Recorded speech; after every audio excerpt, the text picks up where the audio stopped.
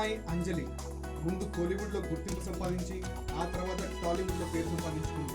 ఇక కెరియర్ ఊపందుకున్న టైంలో రకరకాల రూమర్స్ ఈమెపై వచ్చాయి.